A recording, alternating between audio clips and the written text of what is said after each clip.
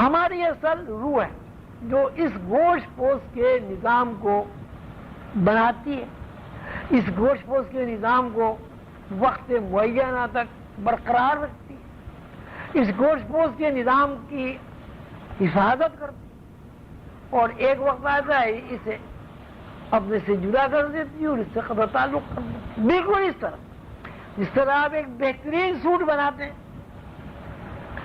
جب تک اس سوٹ سے آپ کی دلچسپی قائم رہتی ہے، 2 دفعہ 4 دفعہ 10 دفعہ آپ اسے پہنتے ہیں، بالآخر آپ کا دل بھر جاتا ہے اور اس کو اٹھا کے یا تو کسی کو دے دیتے ہیں یا پھاڑ دیتے ہیں یا پھینک دیتے ہیں۔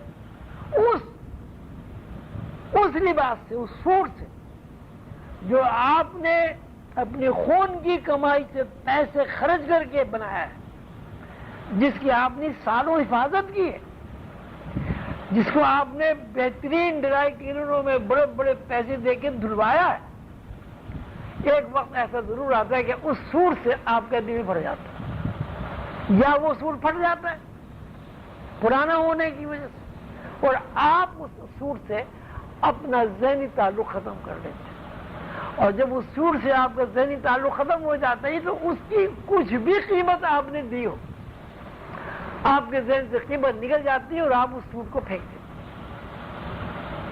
ہیں۔ بالکل یہی صورت آپ کی اصل جسم کی یعنی روح کی ہے کہ وہ ایک لباس بناتی ہے، اس لباس کو وہ آہستہ آہستہ پروان چڑھاتی ہے، جوان ہوتا ہے وہ لباس، اور جوان ہونے کے بعد بوڑھا ہوتا ہے اور روح کی دلچسپی ختم ہو جاتی ہے۔ جب روح کی دلچسپی ختم ہو جاتی ہے، جس طرح آپ سوٹ اٹھا کر پھینک دیتے ہیں، اسی طرح روح آپ کے جسمانی نظام کو اٹھا کر پھینک دیتی ہے اور اس کی حیثیت بالکل وہی ہو جاتی ہے جو ایک پھینکے ہوئے لباس کی ہوتی ہے۔ اب صورت یہ ہے کہ روح کا اور لباس کا جو تعلق ہے یہ کیوں قائم ہے، یعنی آپ کا ظاہری وجود کیوں ہے اور آپ کا باطن وجود کیوں ہے۔ ظاہر وجود اور باطن وجود میں یہ بنیادی فرق ہے کہ ظاہر وجود مادی روشنیوں میں نظر آتا ہے، ظاہر وجود مادی روشنیوں میں نظر آتا ہے، مادی آنکھ سے نظر آتا ہے، مادی دماغ پر اس کے تاثرات قائم ہوتے ہیں۔ اس کے برعکس روحانی وجود مادی آنکھ سے نظر نہیں آتا۔ مثلا آپ سوتے ہیں، سونے کے بعد آپ خواب دیکھتے ہیں، خواب میں آپ چلتے ہیں، پھرتے ہیں، کھاتے ہیں، پیتے ہیں، ڈرتے ہیں، خوفزدہ ہوتے ہیں، خوش ہوتے ہیں، کسی کو آپ مارتے ہیں، کوئی آپ کو مارتا ہے۔ جب آپ کسی کو مارتے ہیں تب آپ کو احساس ہوتا ہے میں نے کسی کی پٹائی کر دی، جب کوئی آپ کو مارتا ہے تب آپ کے چوٹ لگتی ہے، اور بیدار ہونے کے بعد اس چوٹ کا احساس بھی آپ کے اندر ہوتا ہے۔ لیکن غور طلب بات یہ کہ جب آپ سو گئے، خواب کی حالت میں آپ کا جو ظاہر وجود ہے وہ نہ دیکھ رہا ہے، نہ وہ لڑ رہا ہے، نہ اس نے کسی کو مارا ہے، نہ اس کو کسی نے مارا ہے۔ تو اس کا مطلب ایک ظاہر وجود، ایک باطنی وجود۔ آدمی خواب میں کھاتا پیتا، بعض اوقات ایسا ہوتا ہے جو وہ کھاتا ہے تو اٹھتا ہے تو اگر اس نے بریانی کھائی تو اس کی خوشبو سے آتی ہے۔ آدمی اگر خواب میں کوئی دہشت ناک مقام پر جاتا ہے تو دہشت کی وجہ سے وہ کانپنے لگتا ہے، وہ یہ محسوس کرتا ہے کہ اس ڈر اور خوف کی وجہ سے میرا جسم شرابور ہو گیا پسینے سے، اور جب وہ بیدار ہوتا ہے تو دہشت کے پورے اثرات اس مادی جسم پر بھی موجود ہوتے ہیں۔ مثلا جب آدمی اٹھتا ہے اس کا دل دھڑکتا ہوا ہوتا ہے، جب آدمی اٹھتا ہے تو اس کے ماتھے پر اور پورے جسم پر اسی طرح پسینہ ہوتا ہے جس طرح خواب میں دیکھتا ہے۔ کوئی وہ خوشی کا خواب دیکھتا ہے تو جب بیدار ہوتا ہے اس کے اندر ایک خوشی کی لہریں اپنے اندر دوڑتی ہوئی محسوس کرتا ہے۔ تو یہ صورت جو ہے وہ باطنی وجود ہو، یہ ظاہری وجود ہو، زندگی دو رخوں پر سمجھتی ہے، اس لیے قانون یہ ہے کہ دو رخ کے علاوہ کوئی زندگی متحرک نہیں رہ سکتی، دو رخوں کے علاوہ کوئی وجود قائم نہیں رہ سکتا، دو رخوں کے علاوہ کسی وجود کی پیدائش ہی نہیں ہوتی۔ اللہ نے فرمایا من کل شیء خلقنا زوجین اثنین، قانون بنا دیا کہ ہم نے ہر چیز کو تخلیق کر دیا جوڑے دورے، زوجین کہتے ہیں جوڑے کو، زوجین اثنین ایک جوڑا دورا، زوجین اثنین ہر جوڑا دورا، ہم نے تخلیق کیا کائنات کو جوڑے جوڑے، اور ہر جوڑا دورا زوجین اثنین۔ وہ آپ نے ابھی دیکھ لیا کہ انسان کے اندر ایک باطنی وجود ہوتا ہے، ایک ظاہری وجود۔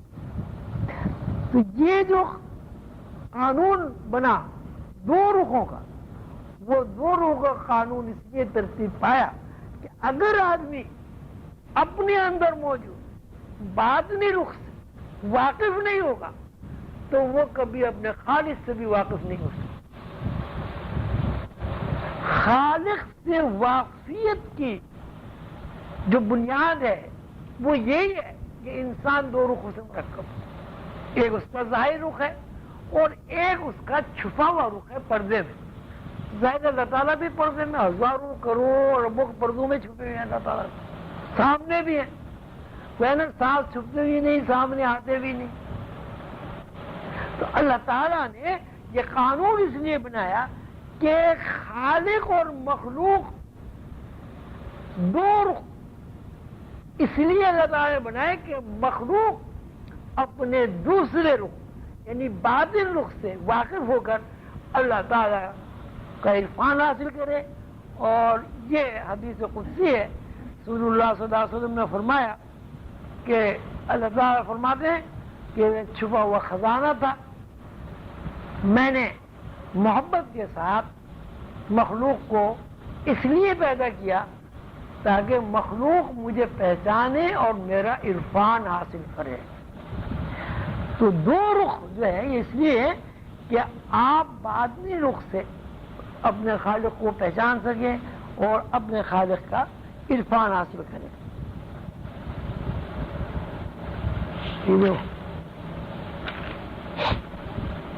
بس یہ تو یہاں تک آپ کا نوعی اشتراک پر یہ ساری اس کی تشریح ہوگی۔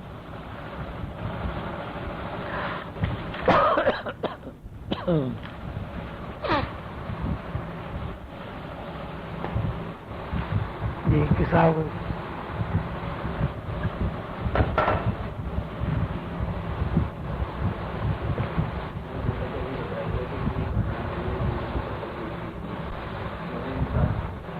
یہاں جو جیسا کہ یہ بتایا گیا کہ پوری کائنات جو ہے دو رخوں پر تخلیق کی ہر چیز کے دو رخ، نوع انسانی اور نوع جنات میں کوئی دو رخ نظر آتے ہیں، لیکن فرشتوں میں دو رخ کی طرح فرشتے کی دو رخ پر تخلیق کی۔ آپ نے فرشتوں کا خالق اللہ نہیں ہے؟ فرشتوں کا کیا جسم نہیں ہے؟ بھائی جو فرشتوں کا آپ جسم تسلیم کرتے ہیں تو وہ جسم جو ہے وہ فرشتوں کا ظاہر رخ ہے، اور اس جسم کو جو چیز چلا رہی ہے ان کا باطن رخ ہے۔ جب جسم تسلیم کر لیا فرشتوں کا تو دو رخ تو ظاہر ہو گیا۔ آپ کیا کہتے ہیں فرشتوں میں روح نہیں ہوتی کیا؟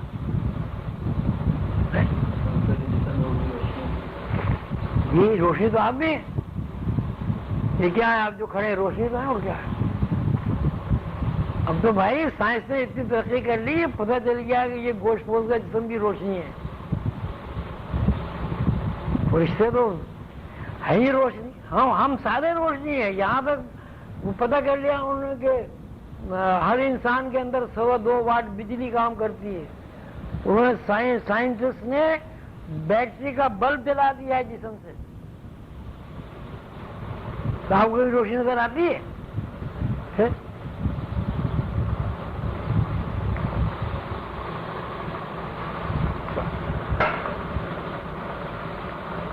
सुबह 2 वाट बिजली बताते हैं इंसान के जिस्म में हर रोज दौड़ करती रहती है। और उससे उन्होंने इतना तजर्बा किया कि उससे वो बैटरी का छोटा जो बल्ब है वो चार्ज करके इंसान को वो जला दिया उसको। फरिश्ते भी एक जिस्म है, से हम मादी जिस्म है। हमारे अंदर जो रोशनी है वो कसीफ रोशनियों से मादी जिस्म बना हुआ है। जिन्नात जो है उनके अंदर जो रोशनियां है वो हमसे कम कसीफ है। और फरिश्ते जो हैं वो जिन रोशनियों से फरिश्तों के जिस्म बने वो लतीफ रोशनी। फिर और फरिश्तों की किस्में भी बहुत सारी हैं। एक फरिश्ते ऐसे भी हैं जिनके अजसाम जो है वो तजल्लियात से बनी हुई है। वो रोशनी नूर से भी आगे चले, तजल्लियात से उनके जिस्म जो है, यानी ज़ाहिर जिस्म तजल्लियात से बने, लेकिन फिर भी उनके पीछे एक रूह काम है।